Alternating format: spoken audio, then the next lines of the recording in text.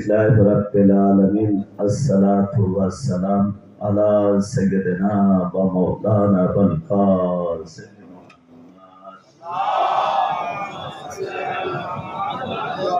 وعلى آله الطيبين الطاهرين ولعنة الله عليهم أجمعين أما بعد فقد قالت فاطمة الزهراء سلام الله عليها بسم الله الرحمن الرحيم وهو الإمام الرباني والهيكل النوراني قطب الإكتاب وسلالة الإثبات وسلالة الإتياب الناطق بالصواب نقطة دائرة الإمامة نقطة دائرة الإمامة صلاة محمد وآل محمد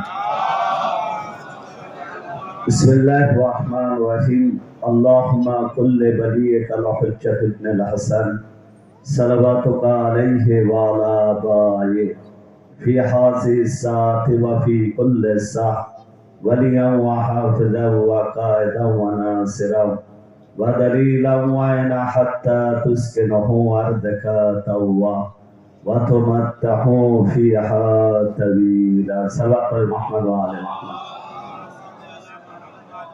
সমস্ত তারিফ ও প্রশংসা একমাত্র আল্লাহ রাব্বুল ইজ্জতের জন্য দরুদ ও সালাম মুহাম্মদ ওয়া আলে মুহাম্মাদের উপর খোদার লানাত হোক ওদের উপরে যারা মুহাম্মদ ওয়া আলে মুহাম্মাদকে ঘৃণা করে খোদার রহমত বর্ষণ হোক ওদের উপরে যারা মুহাম্মদ ওয়া আলে মুহাম্মাদকে ভালোবাসে আর একবার সালাত পড়ে মুহাম্মদ ওয়া আলে মুহাম্মাদ ফাতিমার একটি মজলিস আপনারা শুনেছেন মাওলানা সাহেব অনেক কিছু ইশারায় বলে গিয়েছেন আর আমাদের কাছে একটা চিন্তা দিয়ে গিয়েছেন যে এই পাঁচজন ব্যক্তির কাতিলকে আমাদেরকে খুঁজতে হবে। পাঁচজন বলতে আমার তো মনে হয় পঞ্চতমের পাঁচজনাকে বোঝাচ্ছে অবশ্যই। তার মধ্যে ইমাম হোসেন আলাইহিস সালামের কাতিল আমরা পেয়ে গেছি আর এই চারজনের কিন্তু এখনো প্রকাশ্যে আসেনি, তারও বিভিন্ন কারণ আছে, কিন্তু এই ফাতিমার মাধ্যমে আমরা বিশেষ করে আহলে বায়তের চাহনেওয়ালারা আমরা বুঝতে পেরেছি যে ফাতিমাকে কারা কাতিল করেছে। কোনো সন্দেহ নেই যে ফাতিমার অবদান হলো এই যে আমরা ফাতিমাকে বুঝতে শিখেছি বা বোঝানোর আমরা চেষ্টা করছি।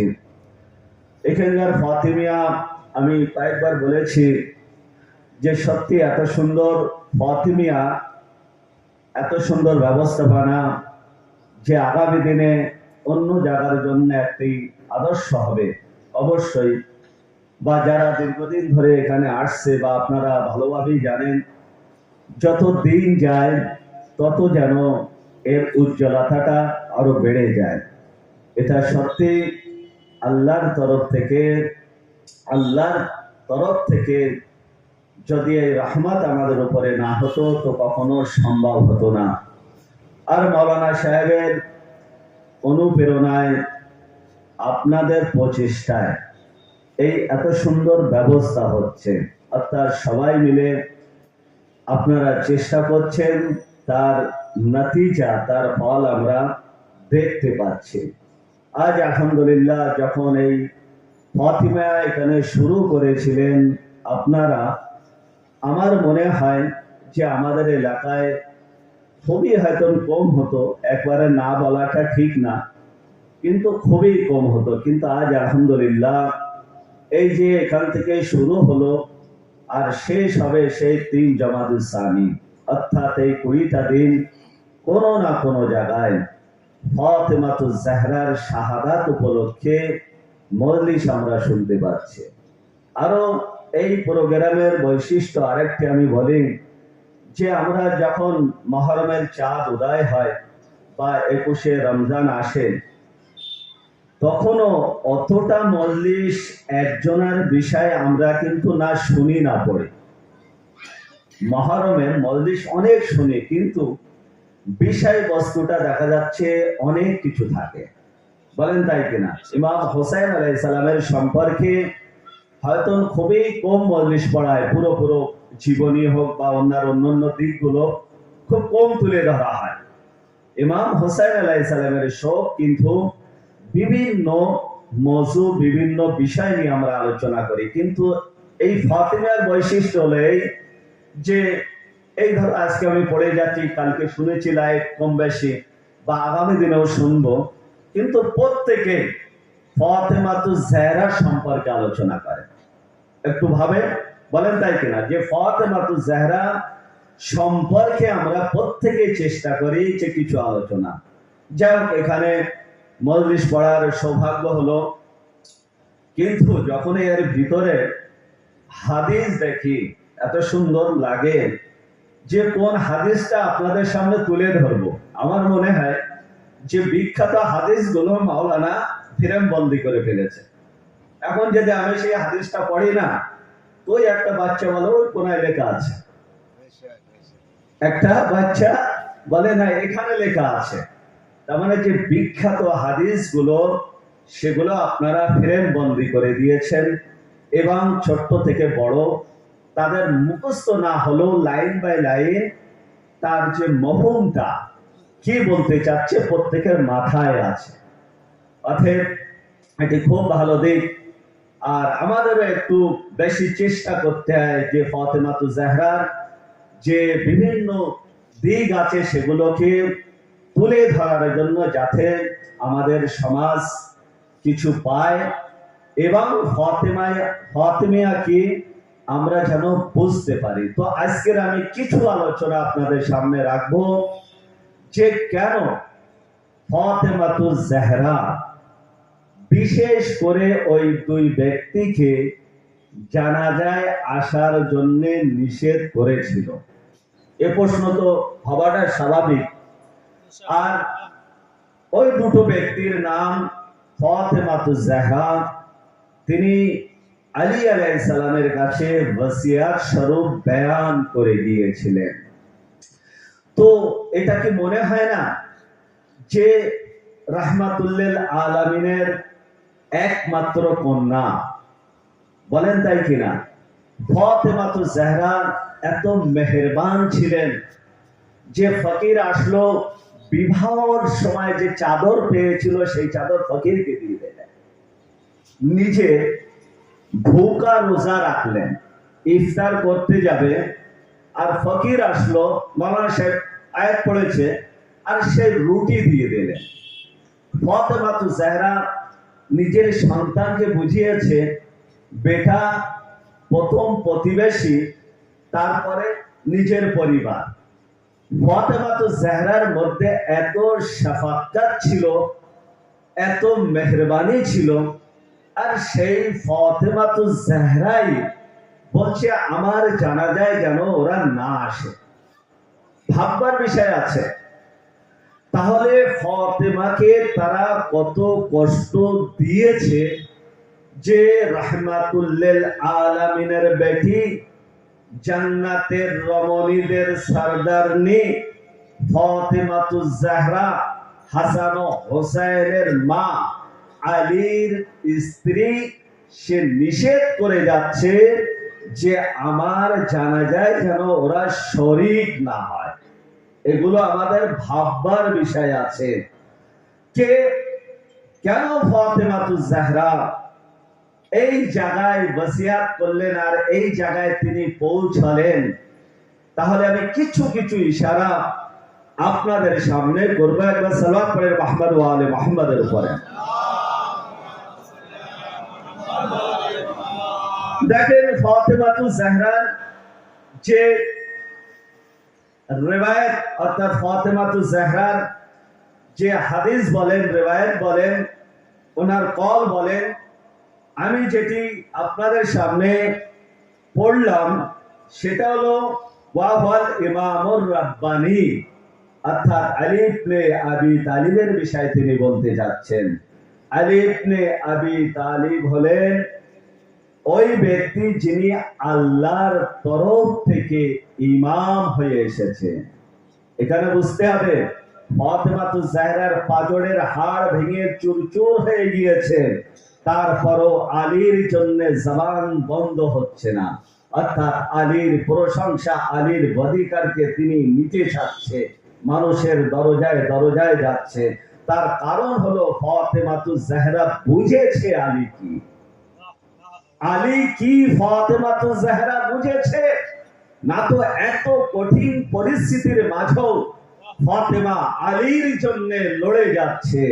ফাতেমা আলীর জন্য, সে আমাদের ভাষায় যার মুখ কখনো সূর্য দেখেনি, সে মসজিদের দিকে চলে যাচ্ছে, আনসারদের দরজায় দরজায় চলে যাচ্ছে।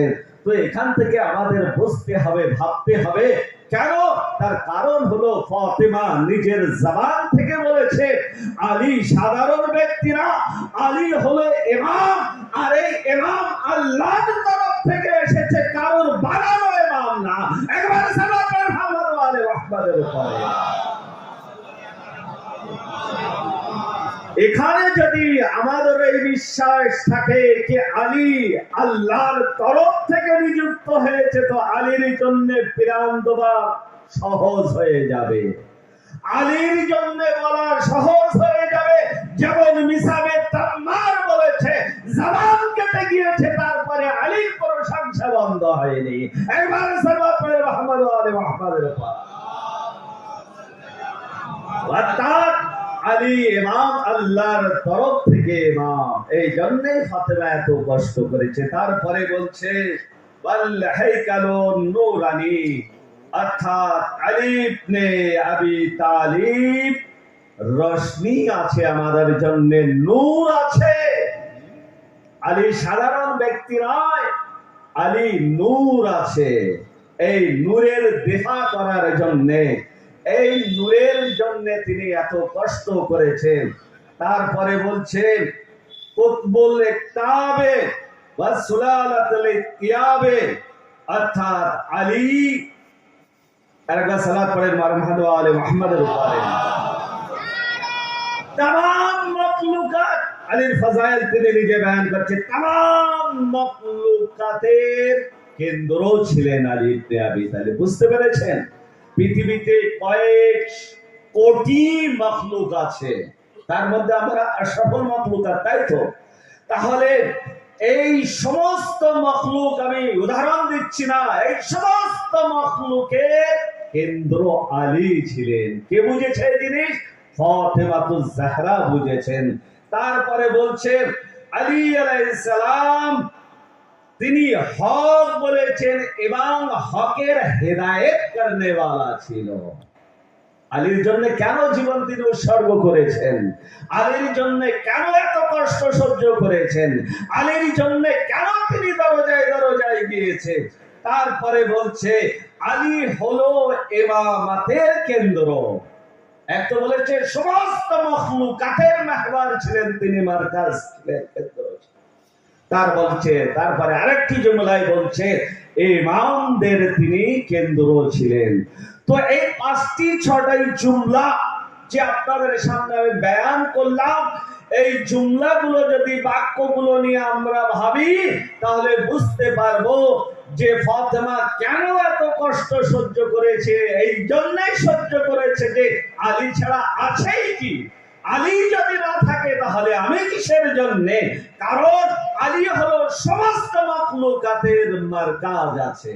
এই জন্যই ফাতেমাতুজ জাহরা তিনি সেই জালিম হুকুমতের সঙ্গে তিনি তলোয়ার ওঠাননি, কিন্তু তিনি এমন তলোয়ার তাদের মেরে চলে গিয়েছে যে সারা জীবনের ঘা নষ্ট হবে না তাদের অন্তর থেকে। কথার মাধ্যমে তিনি এই যে বললেন যে দুই ব্যক্তি আমার জানাজায় যেন না আসে, এই জুমলা বলে তা কিয়ামত পর্যন্ত সেই দুজনের মনে এমন একটি ছুরি মেরেছে এবং তার চাহনে ওয়ালাদের মধ্যে বুকে ছুরি মেরেছে যে তা কিয়ামত পর্যন্ত তারা ভুলতে পারবে না। একবার সাল্লাল্লাহু আলাইহি ওয়া সাল্লামের উপরে।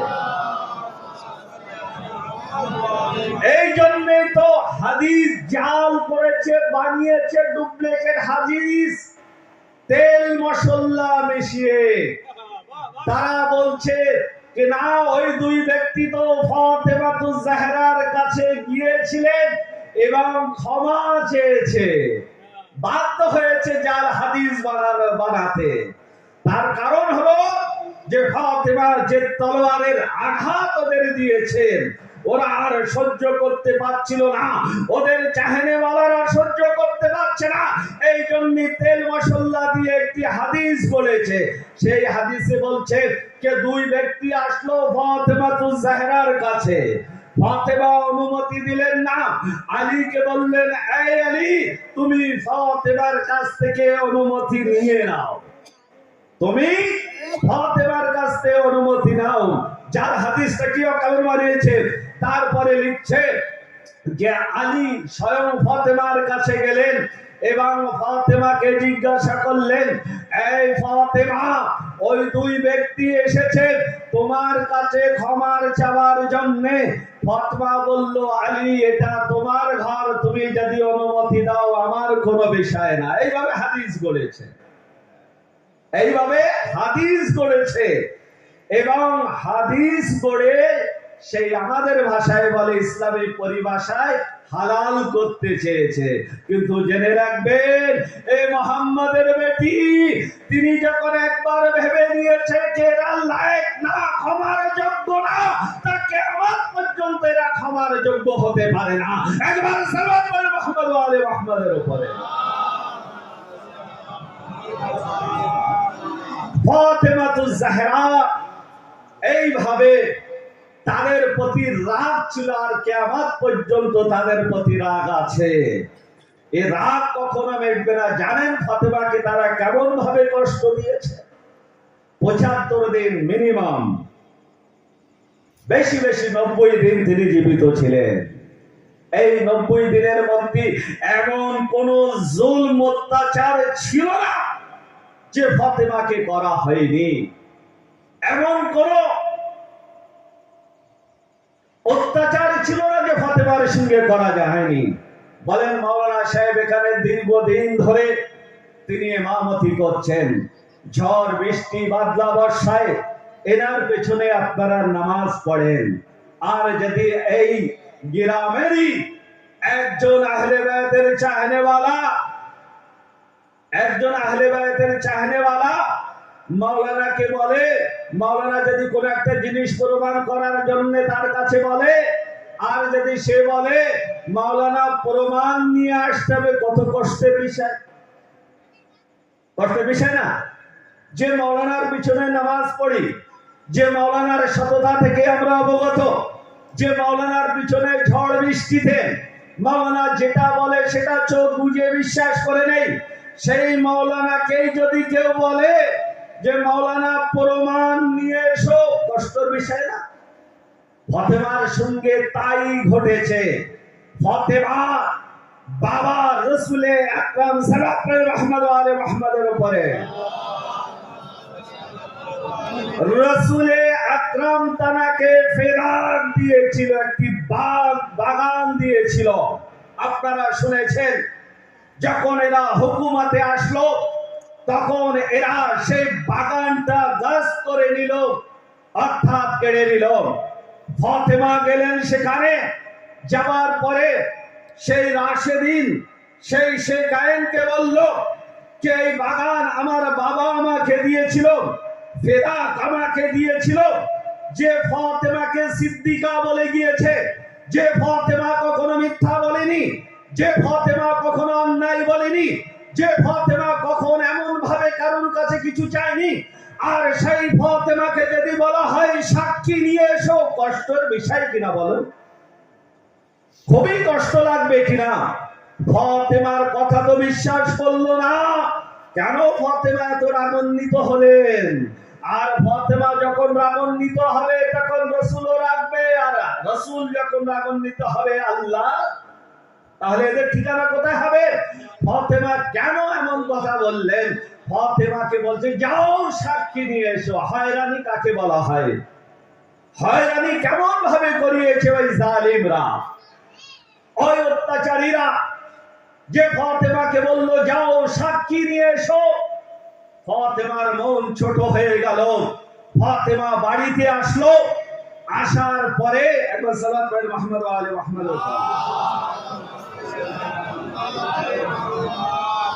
ফাতেমাতুজ জাহরা আসলেন আর উম্মে ঈমান এবং আলীর মতো সিদ্দিককে নিয়ে গেলেন তার দরবারে, সেই জালিমের দরবারে।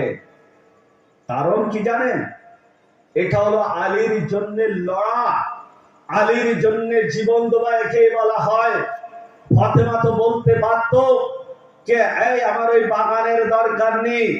বিষয় বাগান ছিল না, বিষয় হলো এই বাগান, অর্থাৎ আমার অধিকারকে তোমরা গাছ করেছো, আমার অধিকারকে তোমরা কেড়ে নিয়েছো। সেটা দুনিয়াওয়ালাদের সামনে প্রমাণ আমি করে যাব যে এই বাগান তোমার বাবার নয়, এ বাগান আমার বাবার। একবার সালাত করে মুহাম্মদ ওয়া আলি মুহাম্মাদের উপরে। বাহানা দেখে। এবারে যখন আলী, ফাতেমা স্বয়ং তারপরে আলীকে সাক্ষী করে নিয়ে গেলেন, উম্মে ঈমানকে নিয়ে গেলেন, তখন সেই জালিম কি বলছে জানেন? বলছে শরিয়াত, যে শরিয়াত শিখেছে তাকে শরিয়াত দেখানো হচ্ছে। ভাই এই কাজ যেন করবেন না আপনারা, আমরা যেন না করি যে মাওলানার কাছ থেকে নামাজ শিখবো আর সেই মাওলানার নামাজের জ্ঞান দেওয়ার চেষ্টা করব। এটা ওদের সিরাত হবে, এটা আহলে বায়তের সিরাত হবে না। তো যারা শরিয়াত শিখিয়েছে দুনিয়াওয়ালাদের, তাকে শরিয়াত শেখাচ্ছে। ওই জালিম বলছে হে ফাতেমা, পুরুষ যদি হয় দুটো সাক্ষীর প্রয়োজন হয়, আর যদি মহিলা থাকে তাহলে চারটে সাক্ষীর প্রয়োজন হয়। বাহানা দেখে। আলী তো পুরুষ হিসেবে একজন আছে, আর তোমার সঙ্গে একজন নারী এনেছো, সে তো দুজনার বরাবর হতে পারে না। আরেক মহিলাকে আনতে হবে, তারপরে শুনাই হবে, তারপরে তোমার কথা সম্মান। বলেন কত কষ্টের বিষয়। ফাতেমার কথা মানছে না যাকে রাসূল সিদ্দিকা বলেছেন, আলীকে মানছে না যাকে সিদ্দিক বলেছেন সত্যবাদী, উম্মে ঈমানকে মানছে না। ফাতেমা আবার ঘরে ফিরলেন। দেখেন কত হয়রানি। ফাতেমা আবার ঘরে ফিরলেন। ঘরে ফেরার পরে আলীকে সঙ্গে নিলেন, উম্মে ঈমানকে সঙ্গে নিলেন, হাসান ও হোসেনকে সঙ্গে নিলেন। আর সালাত পড়ে মুহাম্মদ ওয়া আলি। আর আসমাকে নিয়ে নিলেন। কি বলেছে? যে প্রথমবার তুমি একজনাকে নিয়ে এসেছিলে, এর একা সাক্ষীতে হবে না, আরো সাক্ষী লাগবে। ফাতেমা আসলেন বাড়িতে, এসে কি করলেন? সাক্ষী, যথেষ্ট সাক্ষী নিয়ে গেলেন। যাবার পরে অর্থাৎ আলীকে নিয়ে গেলেন, জান্নাতের সরদারকে নিয়ে গেলেন, হাসান ও হোসেনকে নিয়ে গেলেন, নিজে স্বয়ং গেলেন। ফাতেমা উম্মে ঈমানকে নিয়ে গেলেন, আসমা বিনতে আমিসকে নিয়ে গেলেন। কতজন হলো এনারা? হাসান, হোসেন, আলী, ফাতেমা, উম্মে ঈমান, আসমা, 6 জনা হয়ে গেল। কি বাহানা করছিল? বাহানা যাতে না করতে পারে দুনিয়াওয়ালা দেখে যাও, আমি সব কিছু রাস্তায় এরা বন্ধ করে দেব। এরা না দুনিয়ায় জায়গা পাবে না, আখিরাতে তো পাবেই না। দুনিয়ায়ও সেই লানাতের ত্বক পরিয়ে যাব। ফাতেমা পুরো কাফেলাকে নিয়ে আসলো। তারপরে বাহানা শুরু করলো, এই ফাতেমা, আলী তোমার নিজের, হাসান তোমার নিজের, হোসেন তোমার নিজের, উম্মে ঈমান তোমার আলীর, অর্থাৎ আলীর ভাইয়ের স্ত্রী ছিল। আর আসমা ছিল, তিনি নন আরব ছিলেন। বাহানা করছে, বলছে এই ফাতেমা, এরা তোমার নিকটতম ব্যক্তি, অর্থাৎ এদের সাক্ষী আমি গ্রহণ করব না। আর আসমা হলো আরব নয়, অর্থাৎ ও বুঝিয়ে আমাকে সাক্ষী দিতে পারবে না, অর্থাৎ তোমাকে ফেরাক দেব না। এবারে বুঝে নিন কত বড় খাবির ছিল।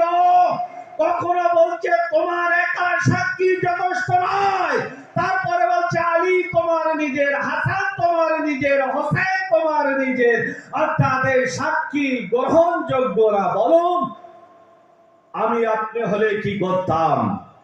যদি আমাদের কাছে আল্লাহ ক্ষমতা দিত তাহলে আমরা তার জন্য বদদুয়া করতাম কিনা? অবশ্যই করতাম। ফাতেমাতুজ জাহরা সেখান থেকে অবাক চলে গেলেন, ফিরে গেলেন। আর একটি তারিখের টুকরো বলছে দেখেন আরো খতরনাক। কেন ফাতেমা এদের প্রতি লানাত পাঠ করেছে? কেন ফাতেমা বলেছে আমার জানাজায় যেন এরা শরীক না হয়? কারণ ফাতেমাকে যে কষ্ট দেওয়া হয়েছে সে আমরা ভাবতেও পারি না, এত কষ্ট দেওয়া হয়েছে ফাতেমা। তো সেই ফাতেমার শাহাদাতের আমরা এখানে পালন করছি। আল্লাহ আমাদের উপরে রহমত বর্ষণ করুক, আল্লাহ আমাদের উপরে নেয়ামত বর্ষণ করুক, আল্লাহ আমাদের মারিফাতে ফাতেমা অর্জন করার তৌফিক দান করুক। তারপরে আরো শুনবেন, সহ্য করতে পারবেন। বলছে একটি তারিখের আরেকটি টুকরো বলছে যে কোন রকমের বড় জনা অনুমতি দিয়ে দিলেন, যাও লিখিতভাবে ফেদাক তোমাকে দিয়ে দিলাম। তারপরে ফাতেমা যখন বাড়ির দিকে ফিরছিলেন মেজে মিয়ার সঙ্গে দেখা হলো। জিজ্ঞাসা করছে ফাতেমা কোথায় গিয়েছিলে? বলছে আমি ফেদাক দিতে গিয়েছিলাম, ফেদাক আমি পেয়ে গিয়েছি, এই দেখো কাগজ। এই কাগজ সে মনে মনে খুবই রেগে গেল এবং এই কাগজ আর ফাতেমাকে নিয়ে সেই দরবারে পৌঁছে গেলেন বড় জনার কাছে। বড় জনার কাছে গিয়ে আবার নিজের শরিয়াত শুরু করল। অপমান দেখেন ফাতেমাতুজ জাহরাকে কেমন ভাবে করেছে। সেই কাগজ নিল, নোবার পরে সেই কাগজে থুতু দিল, তারিখ বলছে থুতু দিল এবং সেই কাগজটি সেখানে ছিঁড়ে ফেলে দিল। বুঝতে পেরেছেন ফাতেমা কেন ওদেরকে বলেছিল আমার জানাজায় যেন না আসে? কেন?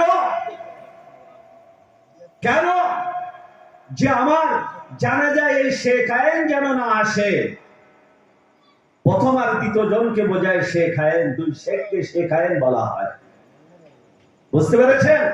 তো ফাতেমার রাগের কারণ তো বোঝা যাচ্ছে।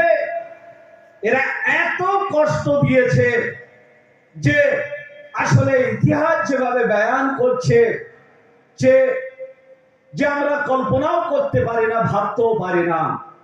আর ওই সময় সম্ভব হয় যখন ব্যাপক ঘৃণা থাকে মানুষের উপরে, একজনের উপরে। রসুলের প্রতি তাদের ঘৃণা ছিল, রসুলের প্রতি তাদের ভালোবাসা ছিল না। তো এরা এইভাবে ফাতেমাকে কষ্ট দিয়েছে, কখনো দরবারে ডেকেছে, কখনো সাক্ষী চেয়েছে, কখনো কাগজে থুতু দিয়ে ছিঁড়ে ফেলেছে। কেন ফাতেমা এদের জানাজায় আসার জন্য বলবে? ফাতেমা এই জন্যই তিনি বললেন এই দুজনা যেন এই আমার জানাজায় না আসে। আর এই না আসা বলে তাদেরকে তা কিয়ামত পর্যন্ত শাস্তি দিয়ে গেলেন এবং তার চাহেনেওয়ালাদেরও ভাববার জন্য দাওয়াত দিয়ে গেলেন যে আমি ফাতেমা হয়ে কেন ওদেরকে মানা করলাম। ভাবো তোমরা, এই ভাবনা যদি না থাকে, কোটি কোটি মখলুকের মধ্যে আমরা আশরাফুল মখলুকাত, শ্রেষ্ঠ মখলুকাত, তাহলে তার অর্থ কি হবে? যদি এই চিন্তা আমাদের মধ্যে না থাকে, এই চিন্তা যদি না থাকে, তাহলে আমরা কেমন ভাবে আশরাফুল মখলুকাতের মধ্যে হতে পারবো? হতে পারবো না, কখনোই হতে পারবো না। আরেকবার সালাত পড়েন মুহাম্মদ ওয়া আলে মুহাম্মাদের উপর। দিন সঠিক জায়গা থেকে নিতে হবে, তাহলে আমরা দিন পাবো। যাক, বাচ্চারা বসে আছে, বাচ্চাদের উদ্দেশ্যে একটা দুটো কথা। ওরা দিন কেমন জায়গা থেকে নিয়েছে জানেন? আমি একটা উদাহরণ দিচ্ছি আপনাদের, দেখবেন বাস্তব উদাহরণ। সমাজের বুকে যাদের মেধা আছে, ভালো ছাত্র ছাত্রী, তারা হয়েছে কি জানেন? তারা হয়েছে ইঞ্জিনিয়ার, ডক্টর হয়েছে। যারা হাই লেভেলে যায় তারা ওইটাই স্বাভাবিক, ডাক্তার ইঞ্জিনিয়ার না, পড়াশুনো করে তারা ভালো এতে যায়।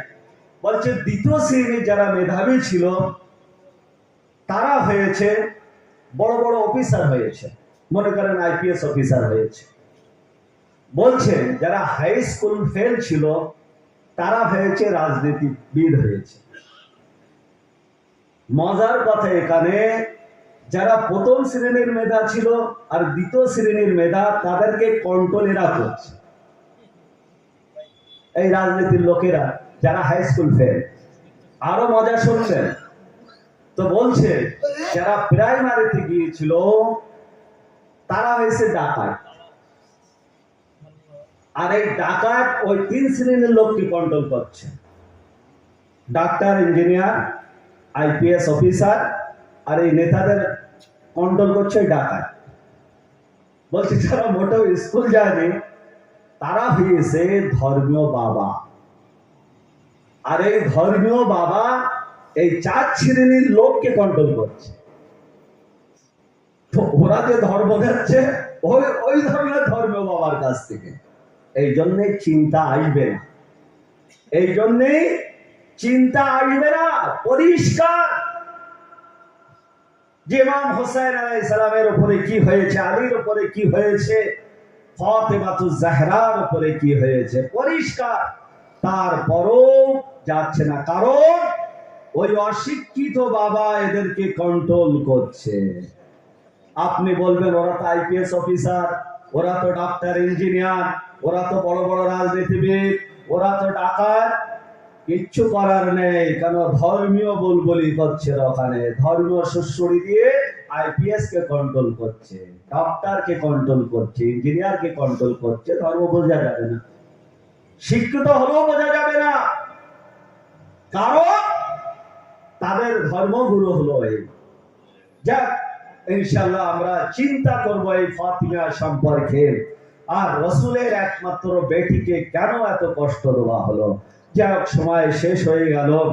আমি একটা কথা বলবো, এই শাহাদাতের পরে পর্ব হলো মা ফাতেমাতুজ জাহরার বেলাদাতের তারিখ। বলেন তাই কিনা? আমাদের সমাজে এই যত বিয়ে শাদী, এই হালি হালি যত লাগবে না, সব আমরা কিন্তু জামাতুল সানিতে রাখার চেষ্টা করবো। বলেন তাই কিনা? এই শাহাদাতের পরে খুশির তারিখ মা ফাতেমাতুজ জাহরার বেলাদাতের তারিখ। আমরা সেই জায়গাটা আমরা বেছে নেবো বিয়ের জন্য, কিন্তু বেছে নেবো মাওলানাদের বলবো সুন্দর দিন রাখবেন। মাওলানা বলবে মা ফাতেমাতুজ জাহরার জন্ম তারিখে, মেয়ের বাবা বলবে আমি খুবই সন্তুষ্ট, আমার মেয়ের বিশাল সৌভাগ্য যে ফাতেমাতুজ জাহরার জন্ম তারিখে আমার মেয়ের বিয়ে হচ্ছে। আর সেই জিভ লম্বা করে বসে থাকা বাবা, ছেলের বাপ, সেও বলবে বাবা আমার সোনার কত সুন্দর দিন বেঁধে দেশে মাওলানা। বলেন তাই কি? আসলে দিন বাঁধাটা যথেষ্ট না। ফাতেমাতুজ জাহরার যে দিনটা আমরা বেছে নিয়েছি, ফাতেমাতুজ জাহরার নীতি আদর্শ আমাদের মধ্যে যেন থাকে। কেন বলছি জানেন? একটা উদাহরণ দেই। আমরা অতটা পাগল না, আমরা ভালোই বুঝি। যদি ছেলের বাপ যদি অ্যাপাসি গাড়ি দেয়, তার সঙ্গে সঙ্গে আমরা বুঝতে পারি এক ভরি ওজনের একটা হার না দিলে আর মান থাকবে না। বলেন তাই কিনা? ওরে বাবা, তখন ছোট বড় সবাই বুঝতে পারি আমরা। এই অ্যাপাসি যাচ্ছে, যদি আংটি দাও তো মান সম্মান থাকবে না, সে হুঁশো হলেও বুঝতে পারছে, আর সে না বোঝালেও আর একজনা বোঝাচ্ছে না। বলেন তাই কিনা? কিন্তু বিয়েতে যে গুরুত্বপূর্ণ জিনিসটা রসুল বলেছে, হ্যাঁ আলী ফাতেমাকে তো বিয়ে করবে, মেহের দাও, মেহের। কিছু নেই, এই 3টে জিনিস আছে, এই ঘোড়া আছে, এই তলোয়ার আছে, আর এই জেরা আছে, এছাড়া আমার কাছে কিছু নেই। তো রসুল আবার বলছে যে ঘোড়া তো লাগে তোমার, তলোয়ার তো যুদ্ধে লাগে, ঘোড়ার প্রয়োজন। এক কাজ করো, ওই দুটোর তুলনায় এর একটু কাজটা কম, তা সেটা তুমি মেহেরে করো। তো আলী বাজারে গেলেন আর বিক্রি করলেন, করে প্রথম মেহের আদায় করেছে। কিন্তু আমরা সব জায়গায় বুঝি যে অ্যাপাসি দিলে হার দিতে হয়। আমার পরিবার খুব বড়, আমি বড় ব্যবসায়ী, 200 লোক না গেলে মান থাকবে না। ওরা বাগদা দেশে আমাদের গল্লা দিতে হবে, ওরা এলি দেশে আমাদের কাতলা দিতে হবে, এটা আমরা সব বুঝি। কিন্তু যখনই বলা হয় 5,000 টাকা মেহেরিয়া দিতে হবে, বলে অবস্থা খুবই খারাপ। বলেন তাই কিনা? বলে নগদে কে আছি আমরা 5,000 টাকা দিয়ে আসছি, কিন্তু এখানে অনেক ভাই আছে হয়তো 5 লক্ষ টাকা 10 লক্ষ টাকা বিয়েতে খরচা করেছি। বলেন তাই কিনা? আফসোস না? আফসোস কিনা? সেখানে দর করতে হচ্ছে মেহেরের জন্য। মাওলানা সাহেব আপনি বলেন, এমন ভাবে বলছে মাওলানা বললে আর রদ হবে না। মাওলানা যেই বলছে যে 14,000 টাকা দাও, মাওলানা বেশি হয়ে যাচ্ছে না। বলেন তাই কিনা? জানেন ফাতেমাতুজ জাহরার মেহেরের যদি আমরা এখন হিসেব করি, তা যতটা সম্ভব 107 ভরি রূপো হবে। এখন 7 ভরি 107 ভরি রূপোর দাম কত? আমরা তো ফাতেমা করছি, মেহেরে ফাতেমা, কিন্তু একটু আমরা খেয়াল করি না ওই জায়গাটায়। ভাই চিন্তা করবেন, আমরা হলাম আহলে বাইতের চাহনেওয়ালা, আমরা হলাম ফাতেমাতুজ জাহরার চাহনেওয়ালা, আমরা হলো হাসান হোসাইনের মাননেওয়ালা। আমরা এই পরিবেশটাকে আমরা ঠিক করব। জানি না এই উদাহরণ আমি আগেও দিয়েছি কিনা, যে আমাদের এই মাওলানাদের আমরা মজলিস শুনি, কিন্তু এই মাওলানা কিন্তু কখনো আপনাদের মেম্বার থেকে বলেনি যে এই আমার চাহনেওয়ালা, আহলে বাইতের চাহনেওয়ালা ট্যাংরা মাছ খাবি, বলেছে? বলেনি। বলো, আর বললেও হয়তো কথার মাঝে বেরিয়ে গিয়েছে, কিন্তু এই ট্যাংরা মাছ খাতিনি এ কিভাবে শিখলো ছোট বাচ্চা? ভেবেছেন? যদি শিয়ার ঘরে জন্মগ্রহণ করে আর সে যদি সেই পরিবেশ হিসেবে জাহান্নামেও চলে যায় না, তো বলবে ট্যাংরা মাছ খাবো না। বলেন তাই কিনা? এই মাওলানা আপনাকে শেখায় না, শিখিয়েছে কে? বাড়ির কর্তারা শিখিয়েছে। বলেন তাই কিনা? তার মা শিখিয়েছে, তার বাবা মার্কেট থেকে নিয়ে আসেনি কখনো ট্যাংরা মাছ, মা কখনো বাছিনি, সন্তান কখনো খায়নি। এই জন্যই ছোট্টবেলার থেকে জানে ট্যাংরা মাছ খেতে নেই আহলে বাইতে, কারো মাছই না। ট্যাংরা মাছ অনেক উদাহরণ দেওয়া যায় মেম্বার থেকে, কিন্তু সময় নেই। তাহলে এই মেহেরিয়া হোক, ফাতেমার জীবনী হোক, এ পরিবারের থেকে আমাদের শিখতে হবে। যখন আমরা পরিবার থেকে শিখব, তখন দেখবেন আমরা সুন্দর একটি ফাতেমিয়ার পরিবেশ আমরা তৈরি করতে পারবো। জানেন ফাতেমাতুজ জাহরা কত কষ্ট পেয়েছে, কত কষ্ট তাকে দেওয়া হয়েছে। কবিদের ভাষায় বলা হচ্ছে, কবিরা বলছে কারবালা আর ফাতেমার মধ্যে একটি পার্থক্য। কারবালায় খুব অত্যাচার হয়েছে, ফাতেমার উপরেও খুবই অত্যাচার করা হয়েছে। ইমাম হোসেনকে খুবই কষ্ট দেওয়া হয়েছে, ফাতেমাকেও খুবই কষ্ট দেওয়া হয়েছে। হোসেনের গর্দানে ভোঁতা ছুরি চালানো হয়েছে, ফাতেমাতুজ জাহরার ঘরে আগুন দিয়ে তাকে পিষাই করা হয়েছে। বলেন তাই কি মুসিবত নেই এখানে? ওখানে খায়মায় আগুন দেওয়া হয়েছে, এখানে ঘর জ্বালানো হয়েছে। বলেন তাই কিনা? ওখানে বাচ্চাদের হাতে দড়ি বাঁধা হয়েছিল, এখানে আলীর গলায় দড়ি বাঁধা হয়েছে। বলেন তাই কিনা? কিন্তু একটা পার্থক্য বলে গিয়েছে তারা, আলিম সমাজও বলে থাকে যে একটি পার্থক্য ছিল, মাওলানা ইশারা করেছে। সেই পার্থক্য হলো এই যে কারবালায় মায়ের সামনে সন্তানের চড় মারা হয়েছে, সকিনার মায়ের সামনে সকিনাকে তামাশা মারা হয়েছে, আর মদিনায় সন্তানের সামনে মাকে মারা হয়েছে। বলেন তাই কিনা? হাসান হোসেন ওই এলাকায় আর যেতেন না। জিজ্ঞাসা করা হলো, মাওলা এখান থেকে কেন যান না? তো আমার মাওলা বলেছিল, আমার মায়ের উপরে যে অত্যাচার, ওখানে গেলে আমাকে স্মরণ করিয়ে দেয়। আমার মাওলা ওখানে যেতেন। কি কষ্ট! ফাতেমাতুজ জাহরার মতো শখসিয়তের এরপরে এত জুলুম করা হয়েছে যে ইমাম সেটাকে ভুলতে পারছে না। ইমাম শেখ জীবন পর্যন্ত বলতে পারেনি। ওদিকে সাকিনার কালে চড় মারা হয়েছিল, সাকিনার মায়ের সামনে, সাকিনার ফুফির সামনে। এদিকে হাসান ও হোসেন, জাইনাব ও কুলসুম ছিলেন, আলী ছিলেন, আর ফাতেমার উপরে অত্যাচার হলো, চাবুক মারা হলো। হায় আল্লাহ, কি মুসিবত, কি গজবের তারিখ! এই ফাতিমিয়া, এই ফাতিমিয়া, এই ফাতিমার থেকে আমরা ফাতেমাতুজ জাহরার কাতিলের ঘোষণা আমরা করতে পারি বা করা হচ্ছে। শুধু বুঝতে হবে, হ্যাঁ হ্যাঁ হ্যাঁ, ফাতেমার পাঁজরের হাড় ভাঙা ছিল। শেষ মুহূর্তে আলীকে ডেকে বলেছিলেন, হে আলী, আমার লাশকে তুমি রাতের অন্ধকারে তুলো। আল্লাহু আকবার! যে নবীর বেটির জানাজায় অনেক লোক হওয়া উচিত ছিল, সেই নবীর বেটি নিজেই বলছে রাতের অন্ধকারে জানাজা তুলো। যে নবীর বেটি বলছে যে ওই শেখায়েনকে যেন আমার জানাজায় আসতে দিও না। এই আলী, আমার কবরের চিহ্ন করো না, আমরা কবর দেওয়ার পরে জায়গাটা একটা চিহ্নিত করে দেয়। আরে কবর মাটি সমতল করে দিয়েছিল, চিহ্ন রাখেনি। কারণ ফাতেমাকে যে এত কষ্ট দিয়েছে, ফাতেমা বুঝতে পারছিলেন যদি কবরের চিহ্ন থাকে, আরে এই জালিমরা কবর কেউ ছাড়বে না। তাই হলো, আরে শত শত বছর পরে যখন সৌদি মালুম হুকুমত আসলো, ফাতেমার কবরের যে একটু চিহ্নিত হয়েছিল পরে সেটাকে ভেঙে চুর চুর করে দিল। আল্লাহু আকবার!